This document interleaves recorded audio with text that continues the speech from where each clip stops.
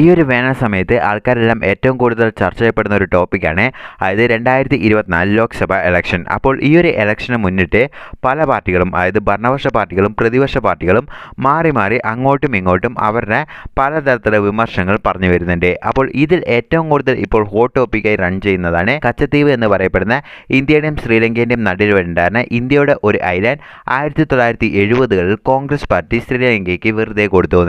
അപ്പോൾ ഇപ്പോൾ ഉള്ള BJP സർക്കാർ പറയുന്നത് എന്താണെന്ന് വെച്ചാൽ ആ ഒരു ഐലാൻഡ് ഇന്ത്യക്ക് നഷ്ടപ്പെട്ടുകൊണ്ട് തന്നെ ഇന്ത്യക്ക് മിലിറ്ററി രീതിയിലും അതുപോലെ തന്നെ പല രീതിയിലും അത് വലിയൊരു ത്രട്ടനായി തന്നെ ഇപ്പോൾ മാറിക്കൊണ്ടിരിക്കുകയാണ്. അപ്പോൾ ഇതുകൊണ്ട് നമ്മൾ ഇന്നത്തെ ഈ വീഡിയോയിൽ നോക്കാൻ പോകുന്നത് എന്തൊക്കെയാണെന്ന് വെച്ചാൽ, അതായത് എന്തുകൊണ്ടാണ് അന്ന് കോൺഗ്രസ് പാർട്ടി അങ്ങനെ ഒരു തീരുമാനം എടുത്തത്, രണ്ടാമത്തെ എന്താണെന്ന് വെച്ചാൽ അതായത് ഈ ഒരു ഐലാൻഡ് അങ്ങനെ എഴുതി കൊടുത്തുകൊണ്ട് തന്നെ അതായത് ഇന്ത്യൻ ആർമിക്കും അതുപോലെ തന്നെ ഇന്ത്യക്കും എന്തെല്ലാം സെക്യൂരിറ്റി ത്രെറ്റ്സ് ആണ് വന്നത്, അതുപോലെ തന്നെ മൂന്നാമതായി നോക്കാൻ പോകുന്നത് അതായത് ഇനി ഇന്ത്യൻ ഗവൺമെൻറ്റിന് ആ എഴുതി കൊടുത്ത് ആ ഒരു ഐലാൻഡ് തിരിച്ചു പിടിക്കാൻ പറ്റുമോ ഉള്ള കാര്യങ്ങളാണ് നമ്മൾ ഇന്നത്തെ ഈ വീഡിയോയിൽ ഡീറ്റെയിൽ ആയി ഡിസ്കസ് ചെയ്യാൻ പോകുന്നത്. അപ്പോൾ ഓരോ ആഴ്ചയും നമ്മൾ ഇത്തരത്തിലുള്ള ഇൻട്രസ്റ്റിംഗ് ടോപ്പിക് എടുത്ത് ചർച്ച ചെയ്യുന്നതാണ്. അപ്പോൾ ഇങ്ങനെയുള്ള വീഡിയോകൾ നിങ്ങൾക്ക് ഇഷ്ടമാണെങ്കിൽ ഇപ്പോൾ തന്നെ ഈ ചാനൽ സബ്സ്ക്രൈബ് ചെയ്തില്ലെങ്കിൽ താഴെ thumbs up button, subscribe button, bell icon ഒക്കെ പ്രസ് ചെയ്യരുത്. ഇപ്പോൾ വീഡിയോയിൽ കിടക്കാം.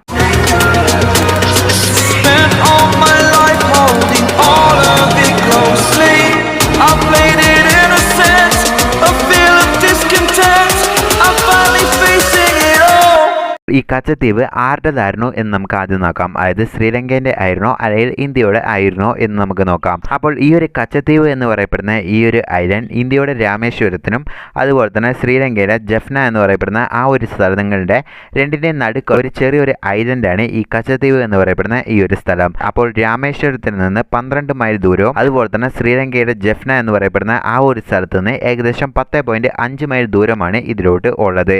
അപ്പോൾ ഈ ഒരു ചെറിയൊരു സ്ഥലം ഏകദേശം 285 ഏക്കർ മാത്രമേ ഉള്ളൂ. ഏകദേശം 1.6 കിലോമീറ്റർ ലെങ്ത്തും അതുപോലെ തന്നെ 300 മീറ്റർ വിക്തുമുള്ള ഒരു ചെറിയൊരു ഐലൻഡ് മാത്രമാണ് ഈ കച്ചത്തീവ് എന്ന് പറയപ്പെടുന്ന ഈ ഒരു ഐലൻഡ്. അപ്പോൾ ഈ ഒരു ഐലൻഡിനെ കുറിച്ച് ആദ്യം മാർക്ക് ചെയ്യപ്പെടുന്നത് 1195 AD-യിലായിരുന്നു. അന്നത്തെ ശ്രീലങ്കയിൽ ഭരിച്ചുകൊണ്ടിരുന്ന ഒരു രാജാവിൻ്റെ ഇൻസ്ക്രിപ്ഷനിലാണ് ആദ്യമായിട്ട് കച്ചത്തീവിനെ കുറിച്ച് പറയുന്നത്. അതായത് അദ്ദേഹത്തിൻ്റെ ടെറിട്ടറി ആയിട്ട് അദ്ദേഹം ആദ്യമായി ക്ലെയിം ചെയ്യുന്നത്. അതിനുശേഷം ഈ കച്ചത്തീവ് എന്ന് പറയപ്പെടുന്ന ഈ ഒരു സ്ഥലം പോർച്ചുഗീസ്, ഡച്ച്, ഇംഗ്ലീഷ് എന്ന് പറയപ്പെടുന്ന ഇങ്ങനെ പല പടയെടുപ്പ് വന്നപ്പോഴും അവരെല്ലാം തന്നെ ഇതിനെ പിടിച്ചെടുത്തതാണ്. പക്ഷേ ആ ഒരു സമയത്തെല്ലാം തന്നെ അത് ശ്രീലങ്കയുടേതായിട്ടാണ് മാർക്ക് ചെയ്യപ്പെടുന്നത്. അതായത് കച്ചത്തീവിനെ പിടിച്ചെടുക്കുമ്പോൾ അത് ശ്രീലങ്കയുടെ ഒരു ദ്വീപായിട്ട് തന്നെയാണ് അവർ എടുത്തുകൊണ്ടിരുന്നത്. അതിനുശേഷം 1600കളിലാണ് അതായത് തമിഴ്നാട്ടിൽ രാംനാട് എന്ന് പറയപ്പെടുന്ന ഒരു രാജാവിൻ്റെ ഇതിൽ പറയുന്നത്. അതായത് ആ ഒരു സമയത്ത് അദ്ദേഹം ആ ഒരു സ്ഥലം മൊത്തം പിടിച്ചെടുക്കുകയും അതിനുശേഷം അദ്ദേഹം ഇതിനെ ക്യാപ്ചർ ചെയ്യുന്നതോ. അപ്പോൾ ആ ഒരു സ്ഥലം ക്യാപ്ചർ ചെയ്തതിന് ശേഷം പിന്നീട് ബ്രിട്ടീഷ് ഭരണ സമയത്ത് വന്നപ്പോൾ അദ്ദേഹം ബ്രിട്ടീഷിന് ലീസിന് കൊടുത്തൊരു സ്ഥലമാണ് ഈ കച്ചത്തീവ് എന്ന് പറയപ്പെടുന്ന ഈ ഒരു ചെറിയ ഐലൻഡ്. അപ്പോൾ ബ്രിട്ടീഷ് ഇന്ത്യയുടെ കയ്യിലായിരുന്നു ആ ഒരു സ്ഥലം അദ്ദേഹം ലീസിന് കൊടുത്തത് എന്നാണ് പറയുന്നത്. അപ്പോൾ അങ്ങനെ 1920കളായപ്പോഴാണ് ഈ പ്രശ്നം വീണ്ടും ഉയർന്നു വരുന്നത്. അതായത് 1920കളായപ്പോൾ ബ്രിട്ടീഷായിരുന്നു ഇന്ത്യനെയും ഭരിച്ചുകൊണ്ടിരുന്നത്, അതുപോലെ തന്നെ ശ്രീലങ്കേനെയും ഭരിച്ചുകൊണ്ടിരുന്നത് ബ്രിട്ടീഷായിരുന്നു. പക്ഷേ ഇതിൽ പ്രത്യേകത എന്താണെന്ന് വെച്ചാൽ ഇന്ത്യനെ ഭരിച്ചുകൊണ്ടിരുന്നത് സെപ്പറേറ്റ് അഡ്മിനിസ്ട്രേഷനുള്ള ബ്രിട്ടീഷ് ഇന്ത്യയും അതുപോലെ തന്നെ ശ്രീലങ്കയെ ഭരിച്ചുകൊണ്ടിരുന്നത് ബ്രിട്ടീഷ് ശ്രീലങ്കയുമായിരുന്നു. അപ്പോൾ ഇവർ തമ്മിൽ, അതായത് ബ്രിട്ടീഷേഴ്സ് ആണെങ്കിലും ഇവർ തമ്മിൽ അഡ്മിനിസ്ട്രേഷൻ ഡിഫറൻസ് ഉണ്ടായിരുന്നു. അങ്ങനെ 1920 കൊളംബോ, അതായത് ശ്രീലങ്കയിൽ കൊളംബോയിൽ ഒരു മീറ്റിംഗ് നടക്കുന്നു. അതായത് ഇന്ത്യയുടെയും ശ്രീലങ്കയുടെയും ആ ബൗണ്ടറി വേർതിരിക്കാൻ വേണ്ടിയാണ് ഈ ഒരു മീറ്റിംഗ് നടക്കുന്നത്.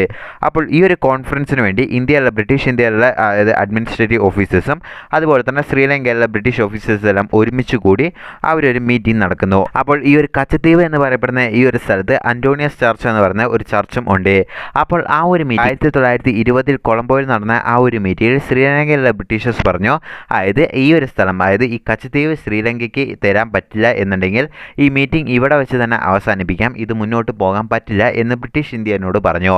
അപ്പോൾ ബ്രിട്ടീഷ് ഇന്ത്യൻ ആൾക്കാരോട് ഇവിടെ നിന്ന് ഒരു തരത്തിലുള്ള ഡിസ്കഷനും നടന്നില്ല. അതായത് ഇങ്ങനെ കച്ചത്തീവ് ചോദിക്കുകയാണെങ്കിൽ എന്താണ് ചെയ്യേണ്ടത്, എന്താണ് അവിടെ സംസാരിക്കേണ്ടത് എന്ന് ഇവിടെയുള്ള അഡ്മിനിസ്ട്രേഷൻ ആരും പ്രതീക്ഷിച്ചില്ല അങ്ങനെ ഒരു ചോദ്യം. അതുപോലെ തന്നെ ആ ഒരു ക്വസ്റ്റിന് അവരൊന്നും പ്രിപ്പയർഡ് അല്ലായിരുന്നു. അപ്പോൾ അങ്ങനെ എത്തിയ ബ്രിട്ടീഷ് ഇന്ത്യൻസിനോട് അവിടെ നിന്ന് അവർ പറയുന്നു, അതായത് കച്ചത്തീവ് സ്ഥലം ആരുടേതാണെന്ന് നമുക്ക് ഇപ്പോൾ ഫുള്ളായിട്ടും ഇപ്പോൾ തീർക്കാൻ പറ്റില്ല, കാരണം ഞങ്ങൾക്ക് അതിൽ വ്യക്തിപരമായ, അതായത് ഞങ്ങൾക്ക് അതിൽ ഫുൾ ക്ലാരിഫിക്കേഷൻസ് ഇല്ല, അതുകൊണ്ട് വേണമെങ്കിൽ ശ്രീലങ്കയ്ക്ക് അവിടെ വന്ന് മീൻ പിടിക്കാനുള്ള റൈറ്റ്സ് കൊടുക്കാമെന്ന് പറഞ്ഞ് ഒരു അംഗീകാരം കൊടുത്തിട്ടാണ് അവർ അവിടെ നിന്ന് അഗ്രിമെൻറ്റ് സൈൻ ചെയ്യുന്നത് 1920. പക്ഷേ 1920 ഇന്ത്യയിൽ അവർ അഗ്രിമെൻറ്റ് കൊടുത്ത് അവർ തിരിച്ച് ഇന്ത്യയിലോട്ട് മടങ്ങിയപ്പോൾ ഇന്ത്യയിലുള്ള ബ്രിട്ടീഷ് ഇന്ത്യൻ ആൾക്കാർ പറഞ്ഞു, അതായത് നിങ്ങൾ എന്തുകൊണ്ടാണ് അത് ആക്സെപ്റ്റ് ചെയ്തത്, അതായത് നമ്മൾ ഒരിക്കലും അത് റെഡിയല്ല, കച്ചത്തീവ് എപ്പോഴും ഇന്ത്യയുടെ പാർട്ടാണ്, അത് ഇന്ത്യക്ക് തന്നെ വേണം എന്ന് പറഞ്ഞ് ആ ഒരു റൈറ്റ്സ് പോലും കൊടുക്കാൻ പാടില്ല എന്ന് പറഞ്ഞ് അവരിവിടെ വന്നിട്ട് ഡിപ്ലോമാറ്റിക്കായിട്ട് ചേഞ്ച് ചെയ്യുന്നു. അപ്പോൾ ആ ഒരു സമയത്ത് ഇന്ത്യയിലുള്ള ബ്രിട്ടീഷ് ഇന്ത്യൻസ് ആൾക്കാർ പറഞ്ഞു, അതായത് ആ ഒരു സ്ഥലം ഇന്ത്യ അഗ്രി ചെയ്തിട്ടില്ല, അത് ഇവിടെയുള്ള മിസ്അണ്ടർസ്റ്റാൻഡിങ് മാത്രമാണ് എന്ന് പറഞ്ഞു. പക്ഷേ അന്ന് തൊട്ട് ശ്രീലങ്കയുടെ അഡ്മിനിസ്ട്രേഷൻ എടുത്ത് നോക്കുകയാണെങ്കിൽ അവർ എപ്പോഴും അതായത് ആ ഒരു സ്ഥലം അവരുടേതാണ്, അത് ഇന്ത്യ ക്ലെയിം ചെയ്തിട്ട് അതായത് ഇന്ത്യ തന്നെ അത് അക്സെപ്റ്റ് ചെയ്തിട്ട് പിന്നീട് അതിൻ്റെ ഇമ്പോർട്ടൻസ് മനസ്സിലാക്കിയപ്പോൾ അവർ വീണ്ടും റീക്ലെയിം ചെയ്യുകയാണ് എന്ന് പറഞ്ഞ് അവർ വിമർശനങ്ങൾ മുന്നോട്ട് വെച്ചുകൊണ്ടേ ഇരുന്നു. അങ്ങനെ ഇരിക്കുമ്പോഴാണ് 1949 അതായത് ഇന്ത്യയുടെ ഇൻഡിപെൻഡൻസ് കിട്ടിയപ്പോൾ രണ്ട് സ്ഥലത്തുനിന്നും ബ്രിട്ടീഷേഴ്സ് മെല്ലെ അവിടുന്ന് പോയി. അപ്പോൾ ബ്രിട്ടീഷേഴ്സിന് എപ്പോഴും ഉള്ളൊരു കാര്യമാണ്, അതായത് അവിടുന്ന് അവർ പോകുമ്പോൾ തന്നെ എന്തെങ്കിലും ഒരു പ്രശ്നം അവരവിടെ ഉണ്ടാക്കി വെക്കും. ഇപ്പോൾ ഇന്ത്യ പാകിസ്ഥാൻ പ്രശ്നം പോലെ തന്നെ അവർ ഇന്ത്യ ശ്രീലങ്കയ്ക്ക് തമ്മിൽ ഒരു പ്രശ്നമായിക്കോട്ടെ എന്ന് വിചാരിച്ചുകൊണ്ടാണ് ഇങ്ങനെയൊന്ന് ഉണ്ടാക്കിയത് എന്ന് പലരും പറയപ്പെടുന്നുണ്ട്. ഇതൊരു വിമർശനം മാത്രമാണെങ്കിലും ഹിസ്റ്റോറിക്കായിട്ട് വലിയ എവിഡൻസ് ഒന്നും ഇല്ല. അതിനുശേഷം പോസ്റ്റ് ഇൻഡിപെൻഡൻസ് കാലഘട്ടമാണ് വരുന്നത്. അങ്ങനെ 1949 ഇന്ത്യൻ നേവി അവിടെ ഒരു എക്സസൈസ് നടത്താൻ ശ്രമിക്കുന്നു.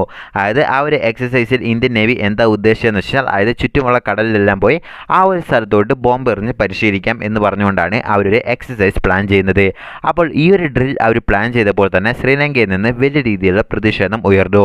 അതായത് അത് ഞങ്ങളുടെ സ്ഥലമാണ്, അപ്പോൾ ഞങ്ങളുടെ അംഗീകാരം അല്ലെങ്കിൽ ഞങ്ങളുടെ അനുവാദമില്ലാതെ നിങ്ങൾ എങ്ങനെയാണ് അവിടെ ഒരു ഡ്രിൽ നടത്താൻ പറ്റുക എന്ന് പറഞ്ഞ് അവർ ഉയർത്തി വന്നപ്പോൾ ഇന്ത്യൻ നേവി ആ ഒരു പ്ലാൻ കൈവിടേണ്ട വന്നു. അതിനുശേഷം 1956 വീണ്ടും ഒരു പ്രശ്നം വന്നു. അപ്പോൾ ആ ഒരു സമയത്ത് ശ്രീലങ്കൻ എയർഫോഴ്സ് അവരുടെ ഒരു ഡ്രില്ലിന് വേണ്ടി ആ ഒരു സ്ഥലം ഉപയോഗിക്കാൻ വേണ്ടി നിന്നു. അപ്പോൾ ഉണ്ടായിരുന്ന ഇന്ത്യയിൽ അതായത് ഇന്ത്യൻ പാർലമെൻറ്റിലെല്ലാം തന്നെ വലിയ രീതിയിലുള്ള പ്രതിഷേധമെല്ലാം ഉയർന്നിരുന്നു. അപ്പോൾ ആ ഒരു സമയത്ത് ഇന്ത്യൻ ഗവൺമെൻറ് പറഞ്ഞു, അതായത് ഇത് ആർക്കാന്നുള്ളത് ഇനിയും ഡിസൈഡ് ചെയ്തിട്ടില്ല, അപ്പോൾ അങ്ങനെയുള്ള സാഹചര്യത്തിൽ ഈ ഒരു ഡ്രില്ല് നിങ്ങൾ ക്യാൻസലാക്കുന്നതായിരിക്കും നല്ലത് എന്ന് പറഞ്ഞ് ഈ ശ്രീലങ്കയും ആ ഒരു സമയത്ത് ആ ഒരു ഡ്രിൽ കൈവിടുകയായിരുന്നു ചെയ്തിരുന്നത്. ഇങ്ങനെ രണ്ട് ഈവൻറ്റും ക്യാൻസൽ ചെയ്തു. അങ്ങനെ 1950കളിലാണ് ഒരു ചെറിയൊരു പ്രശ്നം കൂടെ വരുന്നത്. അതെന്താണെന്ന് വെച്ചാൽ അതായത് ഇന്ത്യ ആദ്യം പറഞ്ഞുകൊണ്ടിരുന്നത് അതായത് ഇന്ത്യയുടെ സർഫേസ് അതായത് ലാൻഡ് ഏരിയയിൽ നിന്ന് ഏകദേശം 30 നോട്ടിക് മൈലാണ് ഇന്ത്യയുടെ കടൽ എന്ന് പറഞ്ഞിട്ടായിരുന്നു ആദ്യം ഫിക്സ് ചെയ്തത്. പിന്നീട് പോസ്റ്റ് ഇൻഡിപെൻഡൻറ്റ് കാലഘട്ടങ്ങൾ അത് കൂട്ടാൻ തുടങ്ങി. 1950 ആയപ്പോൾ അത് 3 നോട്ടിക്കൽ മൈലിൽ നിന്ന് അത് 6 നോട്ടിക്കൽ മൈലായി ഉയർത്തി. അതിനുശേഷം ആ ഒരു സമയം തന്നെ ശ്രീലങ്കയും ഇതേ പ്രൊസീജിയർ തന്നെ ഫോളോ ചെയ്തു. അതായത് അവരും 3 ഫോളോ ചെയ്തത്. അപ്പോൾ ഇന്ത്യ 6 വർദ്ധിച്ചപ്പോൾ അവരും 6 മാറ്റി. അതുപോലെ തന്നെ ഇന്ത്യ 6 12 വർദ്ധിച്ചപ്പോൾ അവരും അതിനെ 12 ഉയർത്തി. അപ്പോൾ ആ ഒരു സമയത്താണ് ഈ ഒരു പ്രശ്നം വീണ്ടും വരുന്നത്. അതായത് രണ്ടുപേരും ഇങ്ങനെ നോട്ടിക് മൈൽ കൂട്ടിയപ്പോൾ ഈ കച്ചത്തീവ് എന്ന് പറയപ്പെടുന്ന ഈ ഒരു സ്ഥലം ആർക്കാന്നുള്ള തർക്കം വന്നു. അതായത് ഇത് അങ്ങോട്ടും ഇങ്ങോട്ടും നീട്ടിയപ്പോൾ 2 പേരുടെയും നോട്ടിക് മൈലിലും ഇത് ഇൻക്ലൂഡ് ആവുന്നു. അപ്പോൾ ആ ഒരു സമയം തൊട്ടേ ഈ പ്രശ്നം മെല്ലെ മെല്ലെ നടക്കുന്നു. അതായത് നെഹ്റു ഉണ്ടായിരുന്ന കാലം തൊട്ട് തന്നെ ഈ ഒരു പ്രശ്നം തന്നെ മെല്ലെ മെല്ലെ ഇങ്ങനെ പോയിരുന്നുണ്ടായിരുന്നു.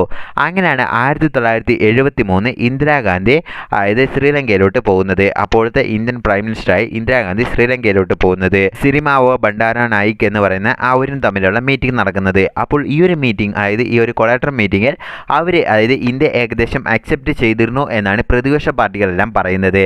അതായത് ഇങ്ങനെ ഇവിടെ ഇന്ത്യയിൽ ചർച്ച ചെയ്യപ്പെടുന്നതിന് മുമ്പ് തന്നെ ഇന്ദിരാഗാന്ധി അവിടെ പോയി അക്സെപ്റ്റ് ചെയ്തിരുന്നു എന്നാണ് പറയപ്പെടുന്നത്. അങ്ങനെയാണ് 1974 ആ ഒരു അഗ്രിമെൻറ്റ് സൈൻ ചെയ്യുന്നത്. അതായത് കച്ചത്തീവ് എന്ന് പറയപ്പെടുന്ന ആ ഒരു സ്ഥലം ശ്രീലങ്കയ്ക്ക് കൊടുക്കാൻ പോകുക എന്ന് പറഞ്ഞ് ഒരു എഗ്രിമെൻ്റാണ് സൈൻ ചെയ്തത്, അല്ലാണ്ട് ലോ അല്ല പാസ്സാക്കിയത്.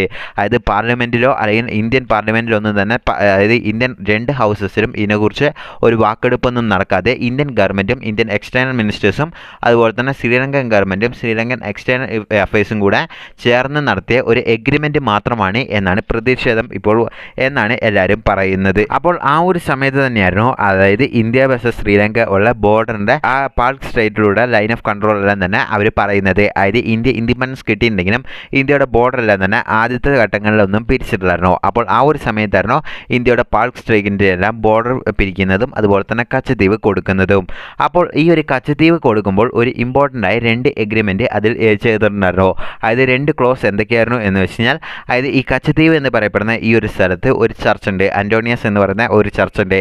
അപ്പോൾ ഈ ഒരു ചർച്ചിലോട്ട് ഇന്ത്യയിലുള്ള ഫിഷർമാൻ അതായത് ശ്രീലങ്കയിലുള്ള ഫിഷർമാനും അതുപോലെ തന്നെ ഇന്ത്യയിലെ തമിഴ്നാട്ടിലുള്ള രാമേശ്വരത്തുള്ള ഫിഷർമാൻസ് എല്ലാം തന്നെ അവിടെ പോയി പ്രാർത്ഥിക്കാറുണ്ട്. വർഷത്തിൽ ഒരു ചെറിയൊരു ഫംഗ്ഷനും നടക്കാറുണ്ട്.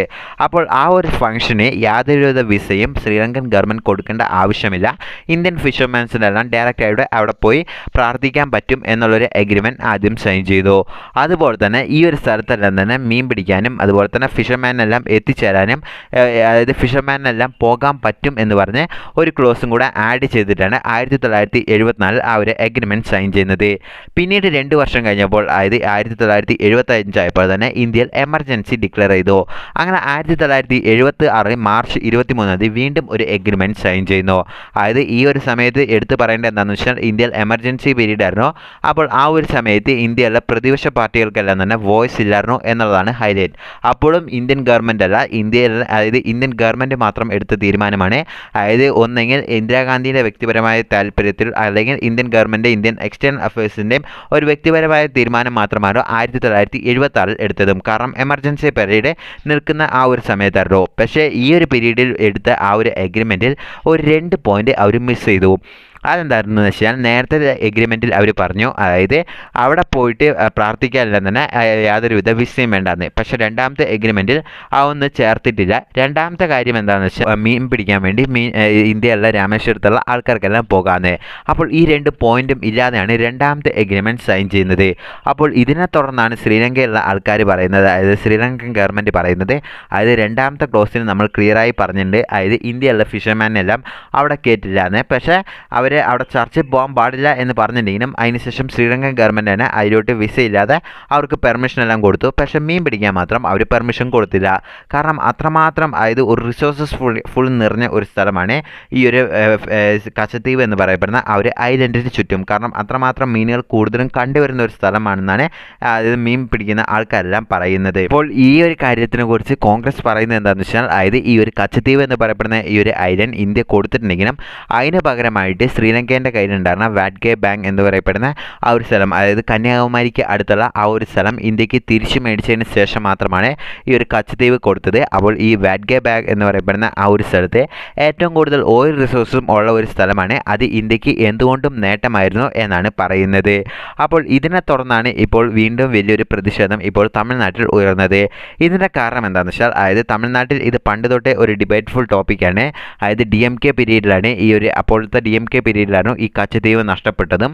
അപ്പോൾ അതിനുശേഷം അതായത് തമിഴ്നാട്ടിലുണ്ടായിരുന്ന രാമേശ്വരത്തുള്ള അതായത് മീൻ പിടിക്കുന്ന ആൾക്കാരെല്ലാം ഈ ഒരു സ്ഥലത്തോട്ട് പോകുമ്പോൾ അതായത് അവിടെ കൂടുതലും റിസോഴ്സുകൾ കൂടുതലുള്ളതുകൊണ്ട് അവർ ഈ ഒരു ബോർഡറിൻ്റെ സൈഡിലോട്ട് പോകുമ്പോൾ തന്നെ ശ്രീലങ്കൻ ആർമിയും അതുപോലെ തന്നെ ശ്രീലങ്കൻ നേവിയും കൂടെ ചേർന്നിട്ട് അവരുടെ ബോട്ടുകളെല്ലാം തന്നെ നശിപ്പിക്കുക, അതുപോലെ തന്നെ അവരെ കൊല്ലുക, അവരെ ജയിലിൽ അടയ്ക്കുക, അതുപോലെ തന്നെ അവരുടെ നെറ്റെല്ലാം ക്യാപ്ചർ ചെയ്യുക, ഇങ്ങനെയുള്ള പല പ്രവർത്തികളിലും ഇടപെടുന്നു.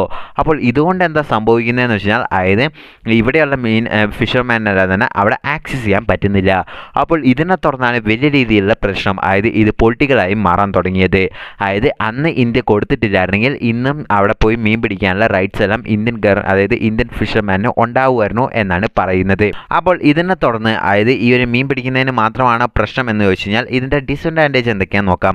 അതായത് ഇത്രയും ചെറിയൊരു ഐലൻഡാന്ന് പറഞ്ഞു, പക്ഷേ ഇത് നഷ്ടപ്പെട്ടുകൊണ്ട് തന്നെ ഇന്ത്യക്ക് വലിയ നഷ്ടമാണ് എന്ന് ഇപ്പോൾ ഉള്ള ഭരണപക്ഷ പാർട്ടികളും പ്രതിപക്ഷ പാർട്ടികളും പലരും പറയുന്നുണ്ട്. അപ്പോൾ ഇന്ത്യക്ക് എന്തെല്ലാം രീതിയിലാണ് നഷ്ടം വന്നത് എന്ന് നമുക്ക് നോക്കാം. ഒന്നാമത്തെ എന്താണെന്ന് വെച്ചാൽ റെഡ്യൂസ് ഫിഷിംഗ് ഏരിയ, അതായത് ഈ ലൈൻ ഓഫ് കൺട്രോളിൻ്റെ ഇത്ര കിലോമീറ്റർ മാത്രമോ ഫിഷിംഗ് ഏരിയ ആക്സസ് ചെയ്യാൻ പറ്റുള്ളൂ. പക്ഷേ ഇങ്ങനെ അതായത് ഈ ഒരു കച്ചദ്വീപ് എന്ന് പറയപ്പെടുന്ന ഈ ഒരു ഐലൻഡ് കൊടുത്തുകൊണ്ട് തന്നെ അതായത് ഇന്ത്യയിലുള്ള ഫിഷർമാൻ്റെ തന്നെ അവിടെ പോകാൻ പറ്റുന്നില്ല. അവിടെ പോവുകയാണെങ്കിൽ തന്നെ അതായത് അതിൻ്റെ കുറച്ച് ദൂരം തന്നെ പോവുകയാണെങ്കിൽ തന്നെ ശ്രീലങ്കൻ ആർമി അവർക്ക് നേരെ ഗൺ ഫയർ വരെ ചെയ്യുന്നുണ്ട്. അപ്പോൾ ഇതുകൊണ്ട് എന്താണെന്ന് വെച്ചാൽ അതായത് അവിടെയുള്ള മീൻ പിടിക്കുന്ന അതായത് ഈ സീ ലൈഫുമായിട്ട് ബന്ധപ്പെട്ടുള്ള ആൾക്കാരെല്ലാം തന്നെ വളരെയധികം കഷ്ടപ്പെടുക എന്നാണ് പറയുന്നത്. രണ്ടാമത്തെ എന്താണെന്ന് വെച്ചാൽ അതായത് ഇന്ത്യൻ സെക്യൂരിറ്റിക്ക് തന്നെ വലിയൊരു പ്രശ്നമാണ് എന്നാണ് പറയുന്നത്. അതായത് മെറിറ്റിയൻ സെക്യൂരിറ്റി കൺട്രോൾ എന്ന് പറയപ്പെടുന്ന ആ ഒരു കൺട്രോളിന് വലിയൊരു പ്രശ്നമാണ്. അതായത് ഈ കച്ചദ്വീപ് എന്ന് പറയപ്പെടുന്ന ഈ ഒരു സ്ഥലമുണ്ടെങ്കിൽ ഇപ്പോൾ ശ്രീലങ്കേൻ്റെ കൺട്രോൾ അതായത് ശ്രീലങ്കേൻ്റെ മാക്സിമം പോർട്ടിൻ്റെയും കൺട്രോൾ എങ്ങനെയാണെന്ന് വെച്ച് കഴിഞ്ഞാൽ അതായത് ചൈനയുടെ കാര്യത്താണ് ഉള്ളത്. പക്ഷേ ഈ ഒരു സ്ഥലം കച്ചദ്വീപ് എന്ന് പറയപ്പെടുന്ന ഈ ഒരു സ്ഥലം ഇന്ത്യയുടെ വശമാണെങ്കിൽ ഇന്ത്യൻ നേവിക്ക് അവിടെ പോയി നിന്ന് അതായത് മറ്റു കാര്യങ്ങളെല്ലാം തന്നെ അവർക്ക് നോക്കാനും അതുപോലെ തന്നെ ഇൻ്റലിജൻസ് ഏജൻസിക്കെല്ലാം തന്നെ അവിടെ പോയിട്ട് രഹസ്യ അന്വേഷണം നടത്താനും പറ്റുമായിരുന്നു എന്നാണ് പറയുന്നത്. അതുപോലെ തന്നെ ഇന്ത്യൻ സെക്യൂരിറ്റി നല്ല രീതിയിൽ ഫലപ്രദമാക്കാൻ പറ്റുമായിരുന്നു എന്നാണ് ഇപ്പോൾ ഉള്ള ഭരണപക്ഷ പാർട്ടികൾ പറയുന്നത്. ഇനി മൂന്നാമത്തത്, അതായത് ഇന്ത്യൻ ഗവൺമെന്റിന് ഇത് തിരിച്ചു പിടിക്കാൻ പറ്റുമോ എന്ന് നമുക്ക് നോക്കാം. അതായത് അന്ന് ഇന്ത്യൻ ഗവൺമെന്റ് ഇതൊരു ലോ ആയിട്ടല്ല പാസ്സാക്കിയത്, അതൊരു എഗ്രിമെന്റ് ആയിട്ടാണ് സൈൻ ചെയ്തത്. പക്ഷേ ഇപ്പോൾ നമ്മൾ നോക്കുകയാണെങ്കിൽ അതായത് ഇന്ത്യ എന്തുകൊണ്ടും വളർന്ന ഒരു കൺട്രിയാണ്. അതുപോലെ തന്നെ ശ്രീലങ്കയെ നമ്മൾ കമ്പയർ ചെയ്യുമ്പോൾ അതായത് ശ്രീലങ്കയ്ക്ക് ഇന്ത്യ ഇല്ലാണ്ട് കഴിയാൻ പറ്റില്ല. അതായത് ശ്രീലങ്കയ്ക്ക് മെഡിക്കൽ ആയിക്കോട്ടെ, അതുപോലെ തന്നെ കുറേ ഭക്ഷണ കാര്യങ്ങളും എല്ലാം തന്നെ ഇന്ത്യയാണ് എക്സ്പോർട്ട് ചെയ്യുന്നത്. അതുപോലെ തന്നെ പല സബ്സിഡീസും പല ലോൺസ് എല്ലാം തന്നെ ഇന്ത്യൻ ഗവൺമെന്റ് കൊടുക്കുന്നുണ്ട്. അതായത് ഇത് ശ്രീലങ്കയ്ക്ക് മാത്രമല്ല എല്ലാ നൈബേഴ്സിനും ഇന്ത്യൻ ഗവൺമെൻറ് കൊടുക്കുന്നതാണ്. അപ്പോൾ ഈ ഒരു കാര്യം കൊണ്ട് തന്നെ ഇന്ത്യ പ്രഷറൈസ് ചെയ്യുകയാണെങ്കിൽ ശ്രീലങ്കയ്ക്ക് ഈ ഒരു കച്ചദ്വീപ് വീണ്ടും ഇന്ത്യനെ ഏൽപ്പിക്കാനുള്ള ചാൻസസ് കൂടുതലാണ് എന്നാണ് പറയുന്നത്. പക്ഷേ ശ്രീലങ്കൻ മിനിസ്റ്റേഴ്സ് എല്ലാം തന്നെ ഈ ഒരു പ്രശ്നം ഇന്ത്യയിൽ ഇപ്പോൾ ഉയർന്നു വന്നപ്പോൾ അവർ പറയുന്നത് എന്താണെന്ന് വെച്ചാൽ എന്തെല്ലാം രീതിയിൽ ഡിപ്ലോമാറ്റിക് പ്രഷർ വരികയാണെങ്കിലും ഞങ്ങൾ അത് വിട്ടുകൊടുക്കാൻ തയ്യാറല്ല.